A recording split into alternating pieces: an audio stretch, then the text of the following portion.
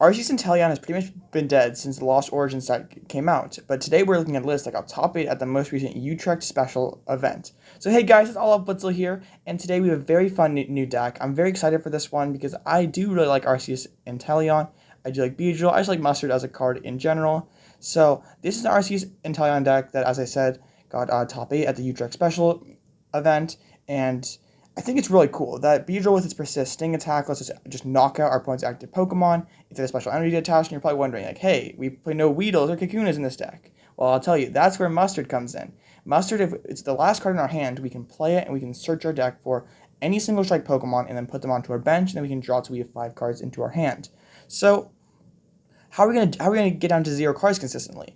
Well, we have Drizzile and Inteleon's Shady Dealings ability, which can let us search for like Ultra Balls and Quick Balls to easily thin down our hand, so getting down to 0 is not a problem whatsoever. So this deck is really cool. I just, as I said, I really love Arceus and Inteleon decks. We have that like Cheren's Care to hopefully give us a little more healing. We have a great single prize attackers with Inteleon, Charizard, Beedrill even is pretty solid in like Red G's. Even in the Lost Zone box, you're going to be one-shotting Cramorant and Sableye. We do have a Manaphy and Dunsparce, so we won't have weakness and also can protect that Dunsparce with the Manaphy. A Training Court is an excellent stadium because we'll be cleaning out our hand with Mustard, so we're not going to, instead of having to hope we draw into a Grass Energy to attack with Beedrill, we always have one in play with Training Court. So as you'll see in the gameplay, always making sure you have a Grass Energy down is a very important tack with this deck. And then we have a Pal Pad, which is very important for all our one-of supporters. And other than that, Energy Search is a great item-based Energy Search card. And then Ordinary Rod to recover our dudes, because we do play pretty thin lines of Pokemon. And like sometimes we can draw Beedrills early, and then of course we can't cheat them out with Mustard. So we need to throw them back into the deck. This is a very fun deck, and I was excited to see how it would perform on the ladder. And it wasn't quite as good as I expected. It was a bit inconsistent, but...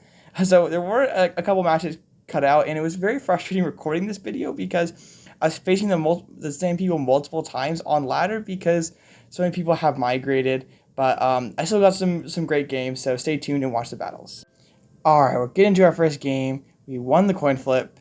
So, of course, Arceus decks, just like most everything else in formats, going to really like to go second. It's always very bad when our only Arceus gets bullied and knocked out. So we just attach him fast. This stand's very, very weak. We are not doing very much at all. A Zigzagoon definitely doesn't totally give it away. Could be a Lost Zone box. Could be Eternatus. We see a Dark Energy, so that means we're facing Eternatus. There's a Serena, so my opponent is also not in a very good spot. So they have a Choice Belt and the Zigzagoon. It come up for 3, so man, they are really struggling. Normally against an Eternatus deck, if they get like Wheezing us on the first turn, especially in this current spot that we're in, that'd be pretty bad, but they're just a little slow, so that's definitely good for us. So they just bent in Eternatus V, and do they have anything else at all? It'd be funny if they went for a surprise attack next turn into our guy. There's a Quick Ball, so they're not totally done. They're getting rid of a Marnie. Gonna grab a Coughing. Oh man, if they have the Boost Shake on us, that'd be really, really annoying. So, and just a pass. Alright, cool. So I'm going to attach that Capture Energy and grab Sobble. That's a pretty nice top deck. But I'm if our opponent has like Dark Patch attached in a big bench, we're going to be in big trouble here because they'll just be able to knock out our lone Arceus and we'll be pretty much done for. So hopefully no... Okay, that's probably Eternatus VMAX. Oh no, just a Crobat. So they're going to try to dig deeper. We know that they like to give a draw supporter in hand because they just heard a Marnie last turn, so I'm very, let's see, Temple of Sinnoh's not, it doesn't actually mean too much right now as they're treating the Coughing, and just an Ascension. I'm down with that. Oh, a Marnie, okay. That's okay, because they were trying to ability lock us anyway.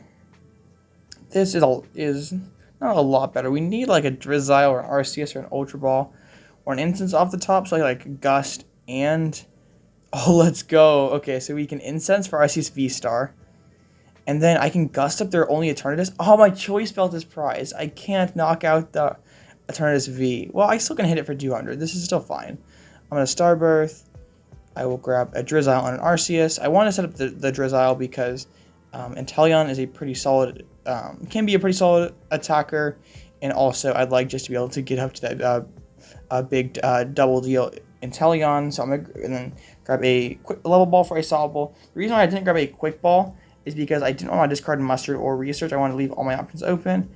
And I choose to attach 2 waters. I probably could have attached a Fire and kept a water in deck to use Aqua Bullet.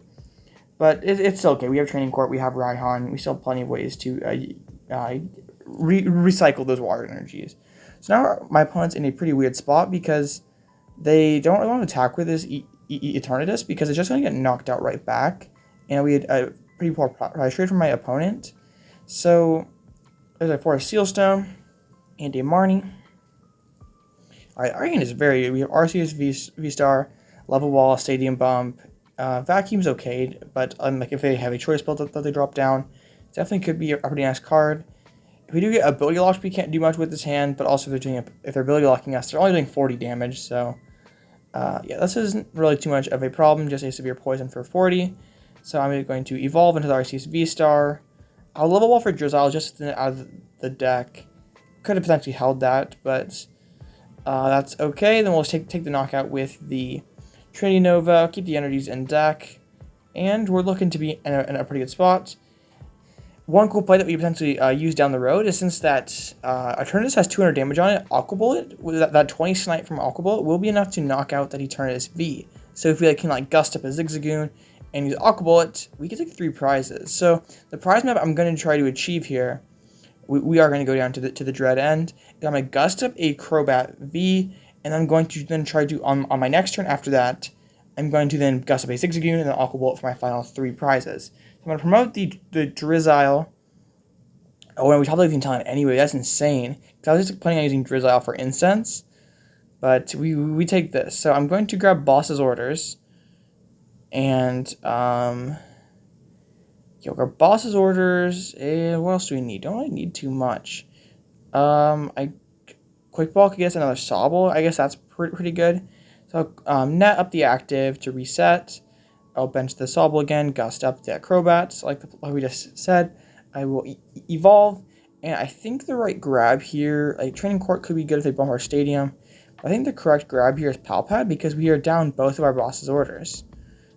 Net could be nice, but we need to have a boss so we can do our big play next turn. So we'll chuck both those bosses back into the deck. We'll quick ball out the Lost Vacuum, grab a backup Sobble, and then we'll just we need to counter the Stadium and attach so we can use that Aqua Bullet next turn, and then we'll take the knockout on the Crobats. I'll touch a Grass Energy to thin that card out of the deck.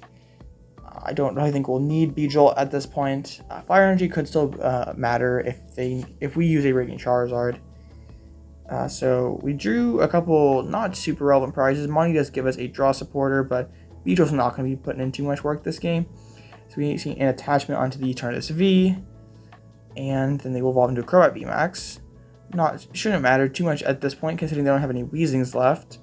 So this is what happens to those Weezing decks, where Weezing just doesn't apply too much pressure, and then they can't go back into it because my board's already established. I was fortunate that they didn't draw super hot and were able to punish my super slow start. That's sort of Eternatus for you. It's not necessarily the fastest and best deck ever. It's just a very annoying one to go up against because of that ability lock and tanky Pokemon. So yeah, I'm not a big Eternatus fan at all, but a lot of people still play it though. They have a Parasol and they didn't disrupt our hand, so we will be able to take this game. I'm going to retreat into the Drizzile, make sure we get a water into the discard pile. We'll Training Court back a water, put it on the active, evolve into Inteleon, and then we can just grab the boss orders and win the game. So despite our slow start, luckily our opponent also did not set up super well, and yeah, we're just able to take that game with a pretty sick Inteleon play. So then we're on to our next game, and we lose the coin flip. So, oh, but they let us go first. Interesting. So perhaps a Lost Zone box deck then? That's usually the only deck that would choose to go second ever. This hand is workable for sure. Yeah, we have attachment. Oh, it's a Cramorant. So yeah, it is a Lost Zone deck. So I will Energy Search for a Water Energy, I think, attach, and pass. I don't want to drop the Dunsparce or the Manaphy. Both of them could be solid cards to have, but I don't want to drop them on the first turn where they easily get picked off by that Cramorant. They have a Battle VIP pass. I don't feel super threatened. It is possible that they get like 7 in the Lost Zone and then one-shot me with a Dragonite on the very first turn. That'd be unfortunate, but I would rather take my chances of like not benching the Pokemon and not like, giving up a free prize. So Heavy Course is Experiment. They will hard retreat into the Comfey. Go for a Flower Selecting. So it would also, they likely will have a spit into this Arceus, which still isn't super good for us, but I definitely would take that over potential alternatives. So they'll have Hisuian Heavy Ball. Greninja's Prize. That was a nice find for them. They did have to loss on an Ordinary Rod, which could matter down the road, especially if our deck sort of devolves into a single prize deck after our first Arceus. So they're going to need lots of attackers and lots of energies. They have to use a Grass and a Psychic Energy, so it could be like a Raikou, could be Amazing Rayquaza, could be both. There's a Temple of Sinnoh, which is sort of annoying, because then we have to have a... There's a rope. We have to find a Stadium Bump to Nova next turn, which is not great. Okay, Level Ball is a nice top deck. We can Level Ball for a Sobble. I'm not going to drop the Manaphy. I probably could have. I probably should have attached the Choice Belt too. It's unlikely that I will need that card ever. I probably should have dropped the Manaphy, because it sort of limits what I can bench, because I can't just like drop double Sobble now, because then they're just going to get sniped down by that Greninja. So I don't think I probably should have benched that Manaphy just for that little extra protection.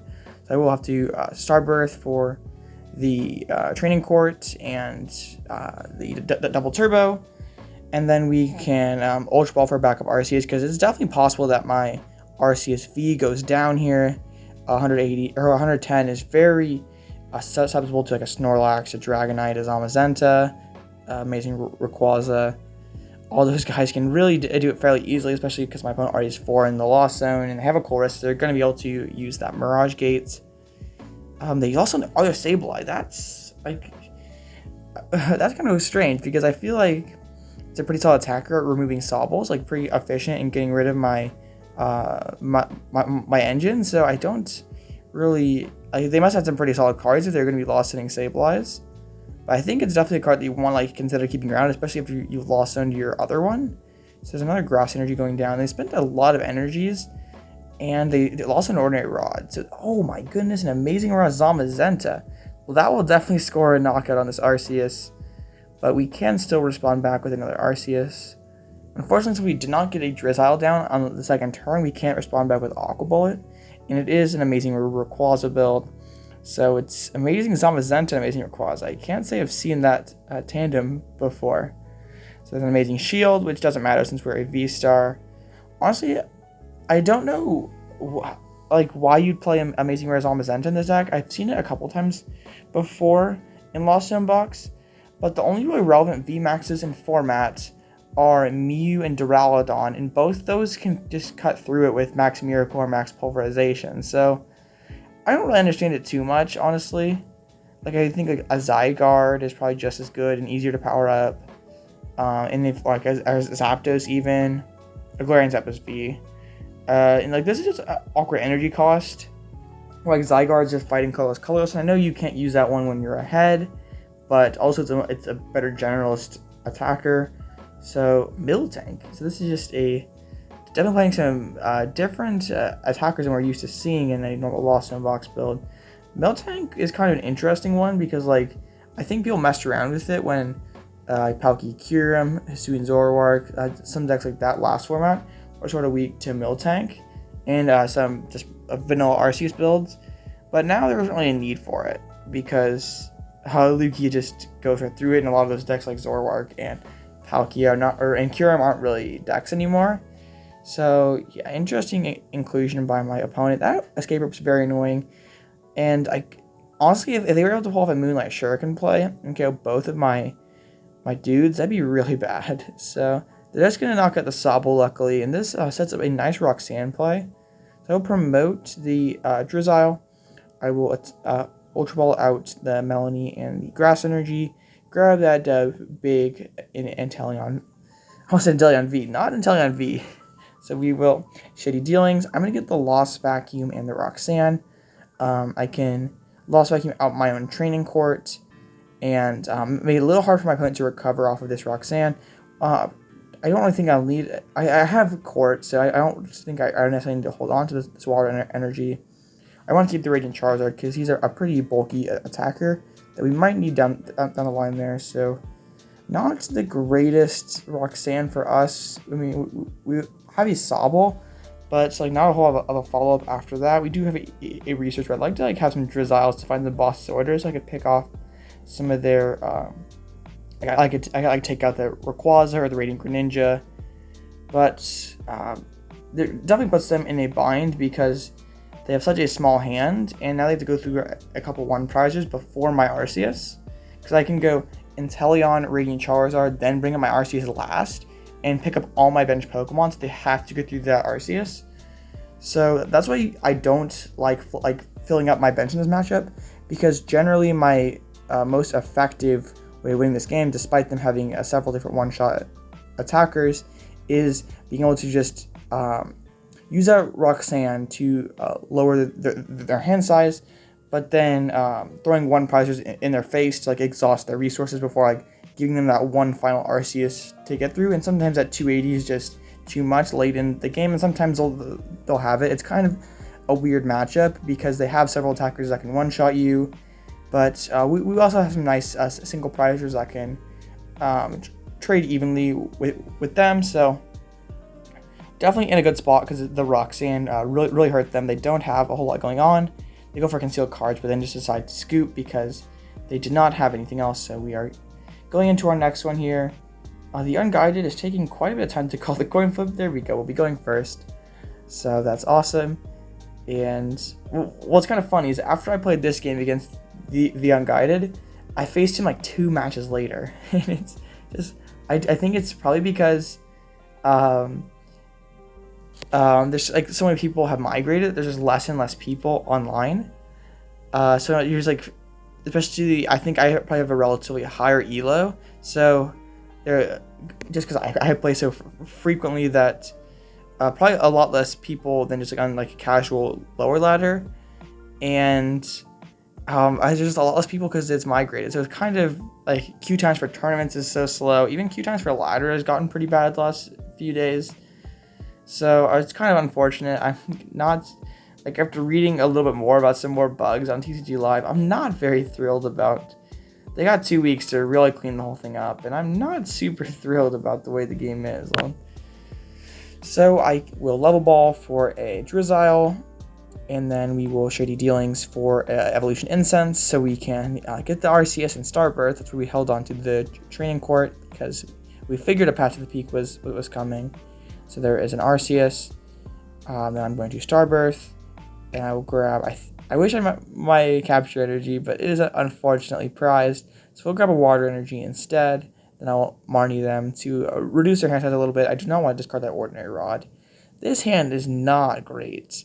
I can level ball for Manaphy to protect that Dunsparce, but we don't have any draw support in this hand. Like, if they were, I guess I was going to say if they were able to gust my Drizzile, I'd be in trouble, but that'd be insane to have in just a 5-card hand.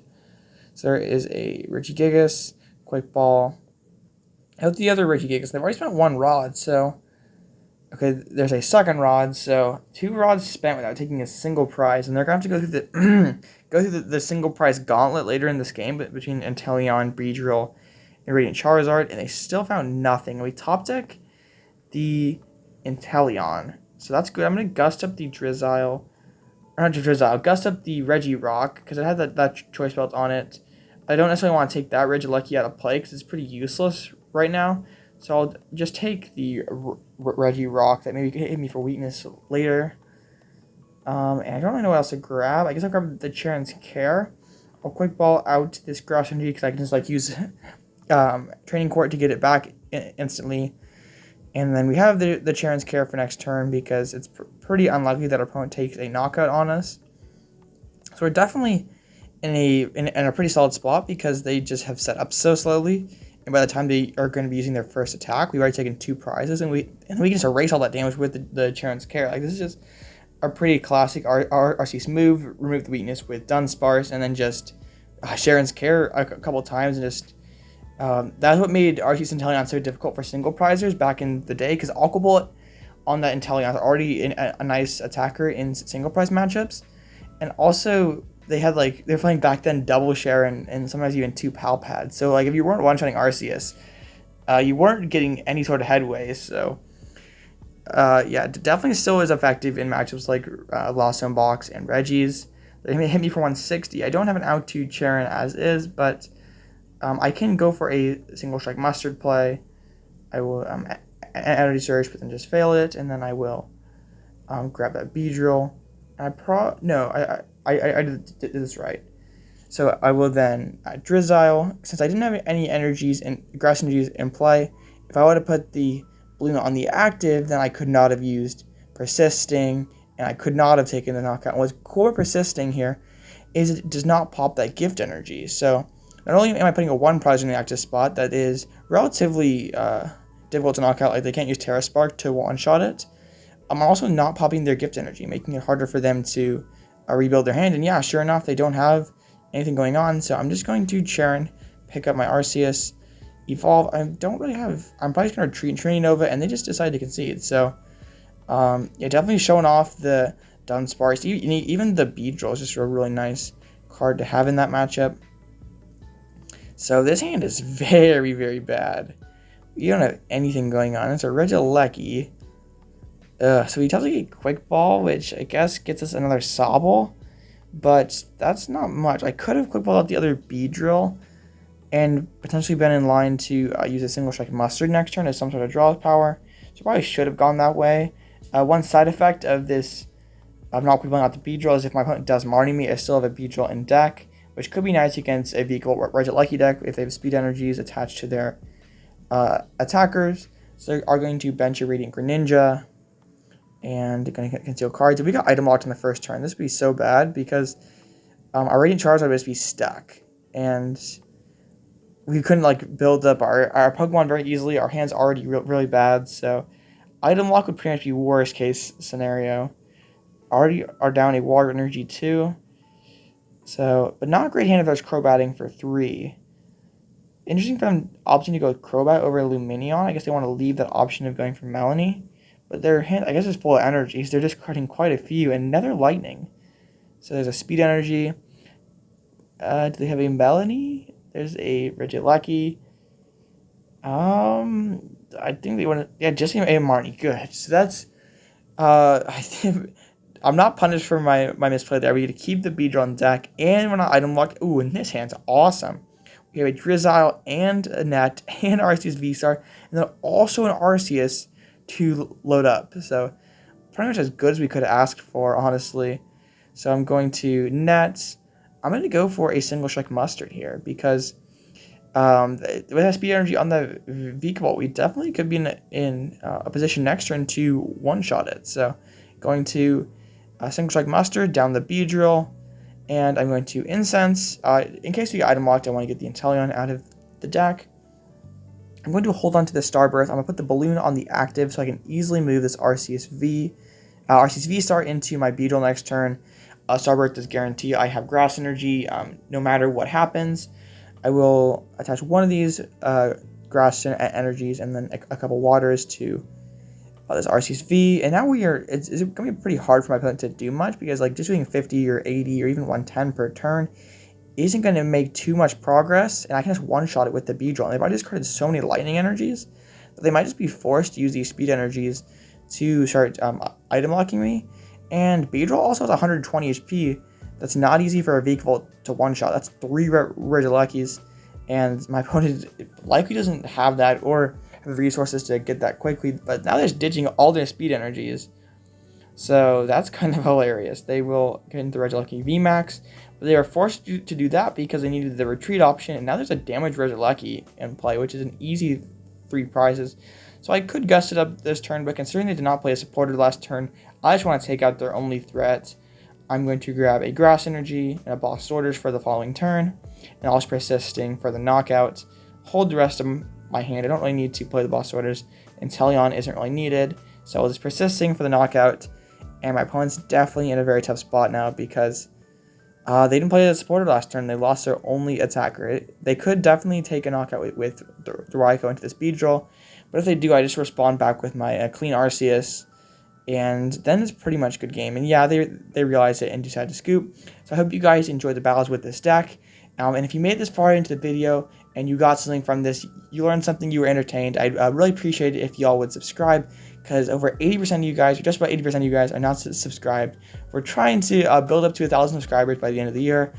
So if you please do me a favor, subscribe to the channel. It's completely free, helps me out a ton, and also if you consider leaving a like, I also greatly appreciate that. I was definitely really excited to play this deck when I first saw Unlimitless. It was a little bit underwhelming. It was too inconsistent for my liking. You do have a lot of cards that are do not help you set up, like Mustard, Roxanne, Cheren, Raihan, just stuff that does not help you set up. So I definitely had quite a few games where I just bricked out, and I did not face any Lugia, so I assume the persisting is really good into that matchup. But the only Mews I faced, I just like completely hard bricked out against. We did get to see how good it was against Regis and Unbee-lievable, so I was still happy with the mileage we got out of the Beedrill package. And it just was a really solid card in this current metagame. Just like it has to be paired with Inteleon to really be used consistently. And Inteleon's pretty weak right now between like Stoutland, Raikou, and even those Lost Zone box decks really just abuse those Inteleons. So really fun deck, and if you want to give it a try for yourself, I have the ptcgo import as always in the video description. And if you have any other decks from Utrecht or just in general that you want me to try, let me know in the comments down below. And I'm gonna get out of here, so I hope you guys have a great rest of your day, and this has been all Blitzel, and I'll catch you in the next one.